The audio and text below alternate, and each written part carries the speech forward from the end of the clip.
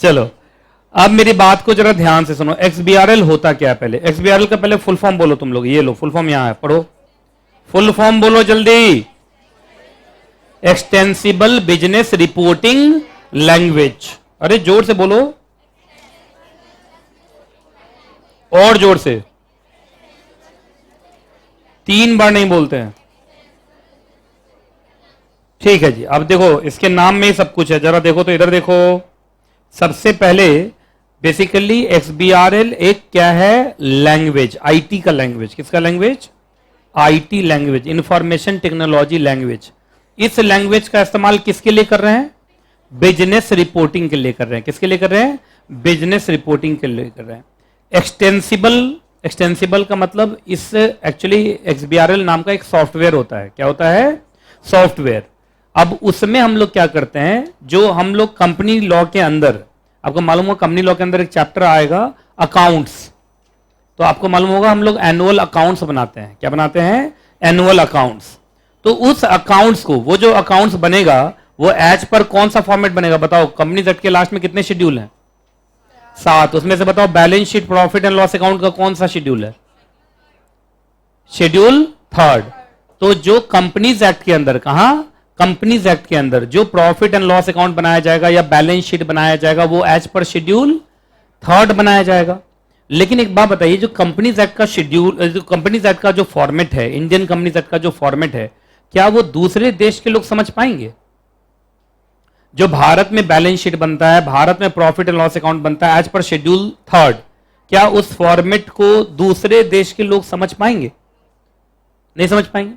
तो जब दूसरे देश के लोग नहीं समझ पाएंगे यहां के फॉर्मेट को, तो ग्लोबलाइजेशन, क्या है? ग्लोबलाइजेशन, इंटरनेशनल बिजनेस में परेशानी आएगी। क्योंकि वहां के लोग यहां की कंपनीज में इन्वेस्ट करते हैं, यहां के लोग वहां की कंपनीज में इन्वेस्ट करते हैं। इन्वेस्टमेंट करने से पहले सब एक दूसरे का हिसाब किताब देखना चाहता है। सब लोग अपना अपना हिसाब किताब अपने अपने फॉर्मेट पर बनाएगा, अपने अपने देश के कानून के हिसाब से बनाएगा, तो फिर दूसरे देश वाले को तो समझ में नहीं आएगा। तो क्या इससे ग्लोबलाइजेशन, इंटरनेशनल बिजनेस पे असर पड़ता है? यस। तो एक इंटरनेशनल फॉर्मेट है, दैट इज एक्सबीआरएल। आपको क्या करना, सुन लो पहले। आप जैसे as per Companies Act, as per Companies Act को क्या बोलूंगा मैं? शेड्यूल 3। क्या बोलूंगा? शेड्यूल 3। शेड्यूल 3 के हिसाब से तुमने बनाया balance sheet, profit loss account, वो तो है, वो आप उसको आरओसी फाइलिंग करोगे, आप अपने शेयर होल्डर्स को भेजते हो एनुअल रिपोर्ट के साथ, तो डोमेस्टिकली तो काम कर गया, लेकिन इंटरनेशनली वो काम नहीं करेगा। तो करना क्या है, सो सुनो। जो बड़ी बड़ी कंपनीज हैं, एक्सबीआरएल सबसे पहले लागू किसके ऊपर है? सिर्फ बड़ी कंपनीज के ऊपर। बड़ी कंपनीज को अब अकाउंट्स 2 फॉर्मेट पे बनाना है।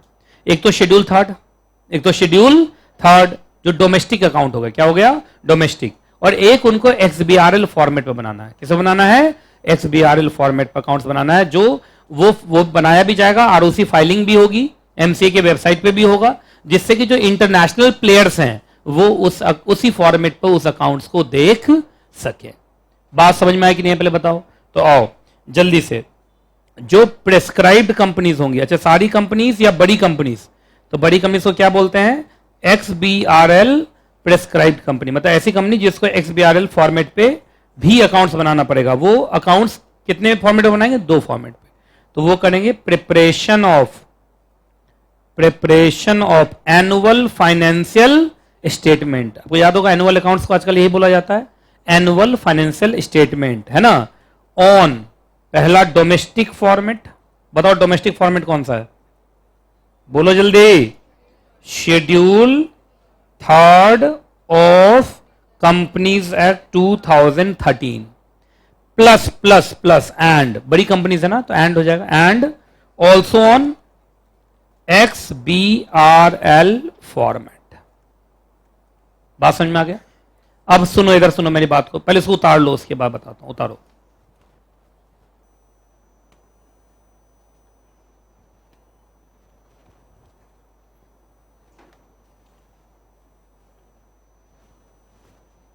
जल्दी।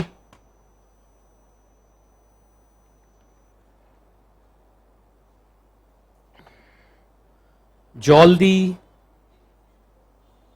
छेती छेती करो, तारा तारीख और शिटो शिटो करा, डू फास्ट।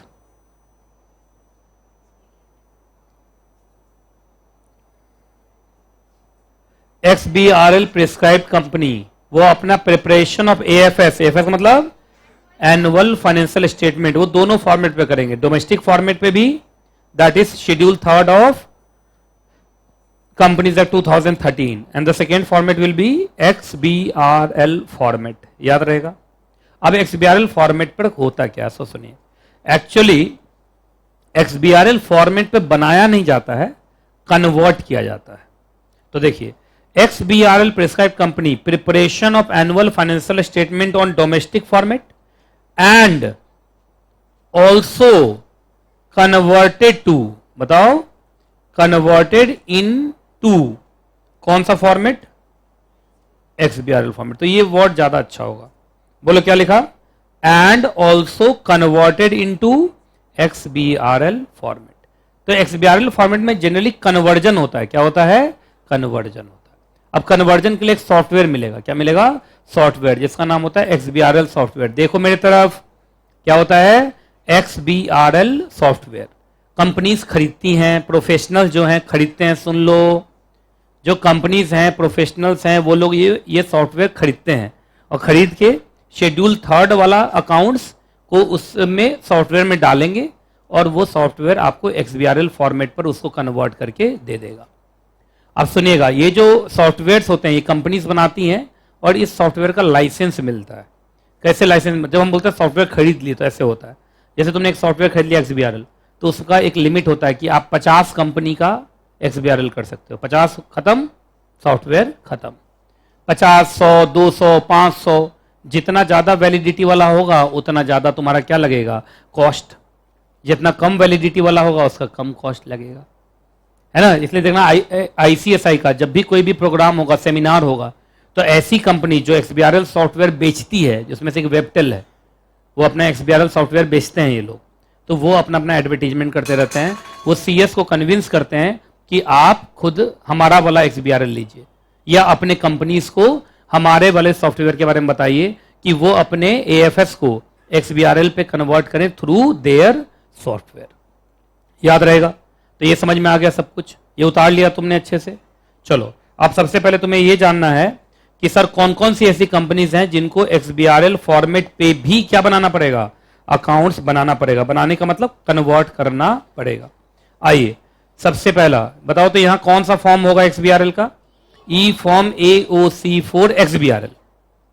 मतलब जनरली क्या होता है, AOC4, अब वो मालूम है एनुअल फाइलिंग है, एनुअल फाइलिंग का कौन सा फॉर्म है, AOC4, और XBRL फॉर्मेट पे फाइलिंग करोगे तो AOC4 XBRL, याद रहेगा।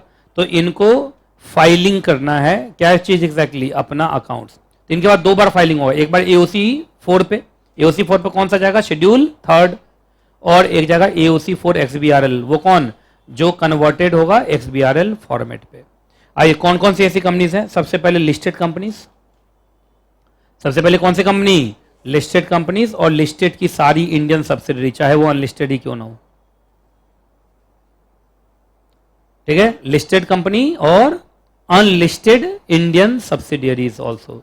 अब बताओ मैं इसको सिर्फ अनलिस्टेड ही क्यों बोलूंगा, क्योंकि अगर ये लिस्टेड है तो लिस्टेड में वो ऑलरेडी काउंट हो जाएगा ना। इसका मतलब ये कौन हो गया, अनलिस्टेड इंडियन सब्सिडियरी हो गया ना। तो लिस्टेड कंपनी की अनलिस्टेड इंडियन सब्सिडियरी।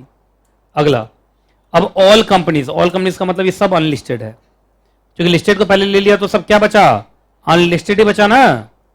अरे अब सब अनलिस्टेड ही तो बचा।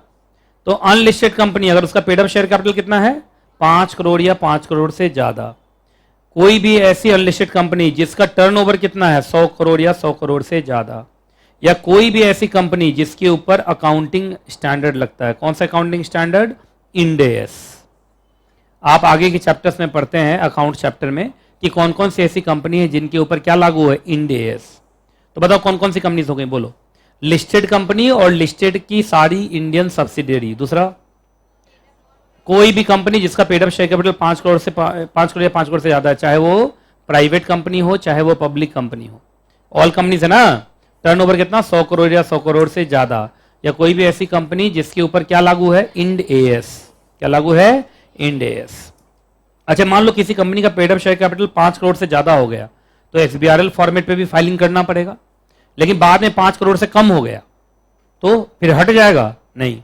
Once an XBRL always an XBRL। एक बार XBRL तो जिंदगी भर, चाहे आपका paid up share capital turnover जो भी है वो कम भी हो जाए तो फर्क पड़ता नहीं। एक बार आप XBRL फॉर्मेट पे आ गए तो आप हमेशा ही XBRL फॉर्मेट पे रहेंगे। बाकी कुछ कंपनीज को एग्जाम कर दिया गया। आप लोगों को companies, banking companies, insurance company, NBFC, housing finance companies, ये सब मिला कितनी होगी? 4। 1 2 3 4। ये 4 कंपनीज ऐसी हैं जिनको XBRL फॉर्मेट में फाइलिंग करने की जरूरत नहीं है। याद रहेगा।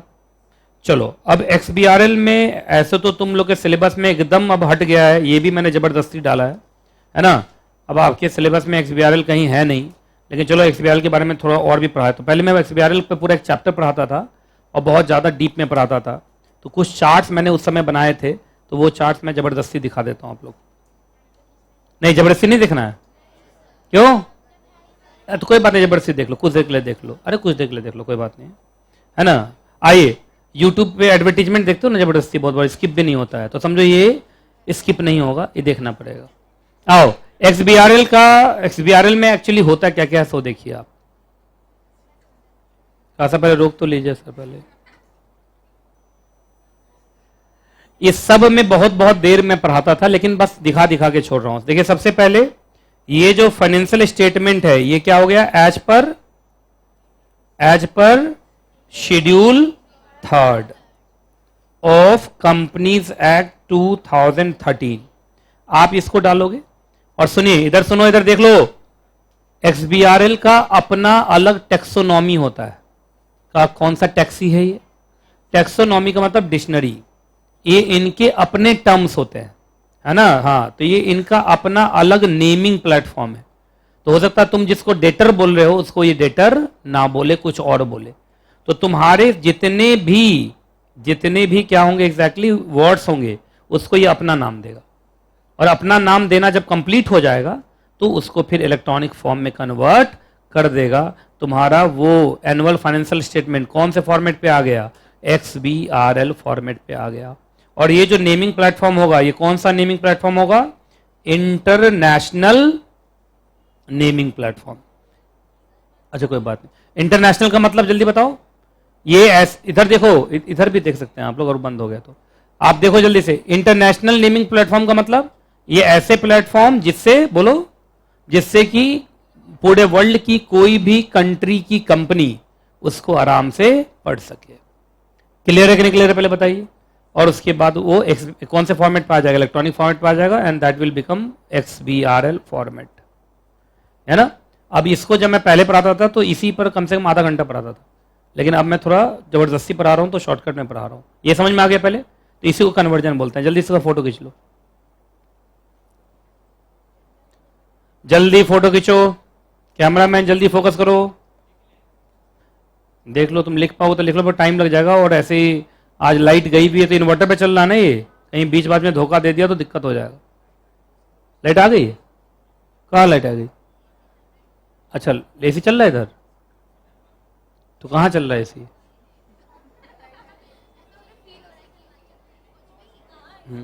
कोमल ये प्रोजेक्टर ऑन कर दो। हाँ चलो हटाऊं, फोटो खींच लिया। चलो अब देखो आगे, इधर देखो। एक्चुअली XBRL की जरूरत क्यों पड़ी वो मैं दिखा रहा हूं। ठीक है, जल्दी देखिए। XBRL का बेनिफिट तो है तुम्हारे बुक में। हाँ, XBRL की जरूरत क्यों? इधर देखिए। एक्चुअली सबसे बड़ा जो प्रॉब्लम था वो था कि अलग अलग कंट्री अलग अलग ढंग से अपने अकाउंट्स बनाती थी। मतलब यूनिफॉर्मिटी नहीं था। क्या नहीं था? यूनिफॉर्मिटी नहीं था। फॉर एग्जाम्पल इधर देखिए, इधर देखिए, इधर देखिए। जैसे XBRL से पहले, मतलब जो XBRL नहीं होता था, तो जैसे मान लीजिए ये मिस्टर ए है ना, तो इसको आप समझो कंट्री ए। क्या समझो? Country A. ये क्या हो गया? Country B. और ये क्या हो गया? Country C. अब देखिए इधर ध्यान सुनिएगा। कंट्री ए क्या वर्ड इस्तेमाल कर रहा है? Sundry debtor. कंट्री बी उसी को क्या बोल रहा है? Account receivable. कंट्री सी में ये कौन सा वर्ड चल रहा है? डेटर। अब तीनों कंट्री के अपने अपने अलग अलग टर्मिनोलॉजी है।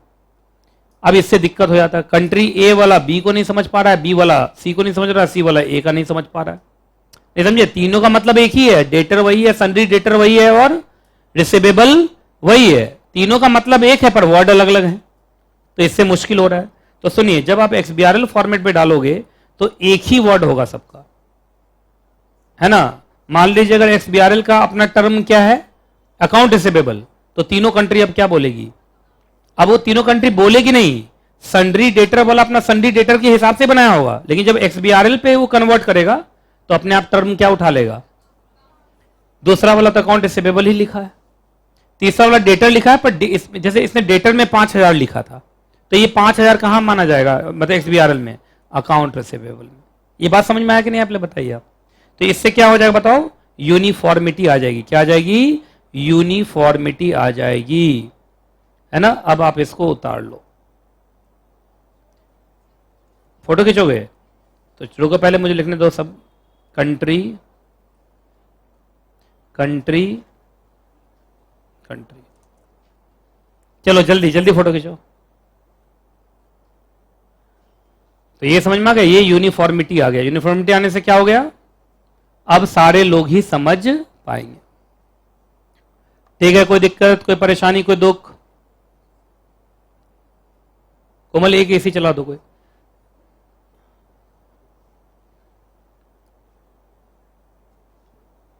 कोई भी एक चला दो, कोई भी एक।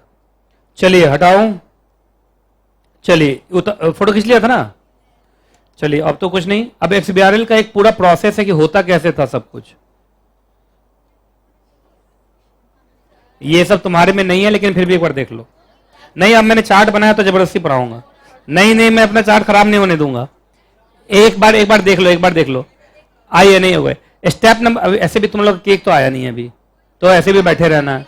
आइए, अच्छा चलिए, अच्छा कोई बात, जल्दी देखो जल्दी देखो जल्दी देखो, शांत हो जाओ। सबसे पहले आपको सारे डॉक्यूमेंट इकट्ठा करने हैं और उसका क्या बनाना है? एक मास्टर डॉक्यूमेंट बना लिया। उसके बाद टैगिंग करना है। टैगिंग कैसे होता है वही इंपॉर्टेंट था।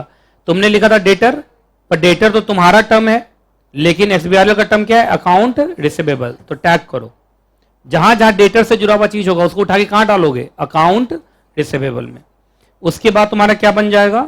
इंस्टेंस डॉक्यूमेंट बन जाएगा। उसके बाद आपको, अब आपने ये तो सॉफ्टवेयर के थ्रू किया, पर सॉफ्टवेयर को MCA ministry of corporate affairs मान्यता देता है कि नहीं देता है, उसके लिए आपको MCA की वेबसाइट पर क्या डाउनलोड करना पड़ेगा? Validation tool. वैलिडेशन टूल, जैसे हम डिजिटल सिग्नेचर बना लेते हैं, पर क्या डिजिटल सिग्नेचर वो काम कर जाएगा MCA की वेबसाइट पे? जरूरी है कि MCA की वेबसाइट पे जाकर रजिस्टर करना होता है पहले, तो फिर एसोसिएट नहीं करना होता, एसोसिएट DSC। उसके बाद आपको टेक्सोनॉमी वैलिडेशन टूल में क्या करना है? आपको सेलेक्ट करना है वही जो आपका सॉफ्टवेयर का होगा और इनका जो होगा, वो आपको मैच कराना पड़ेगा। मैच कर जाएंगे, उसके बाद आपका आप पूरा का पूरा इंस्टेंस डॉक्यूमेंट बन चुका था ना आपका, उसको उठा के क्या कर दीजिए? अपलोड कर दीजिए और वेरीफाई कर दीजिए। बस लास्ट में जानते हो प्री स्क्रूटनी होगा, और प्री स्क्रूटनी के बाद आपका ये बन गया AOC for XBRL। XML file बनेगा, PDF नहीं बनेगा। क्या बनेगा? XML file. आप उसको फाइल कर दीजिए, बस इतना ही है। फोटो खींच लो।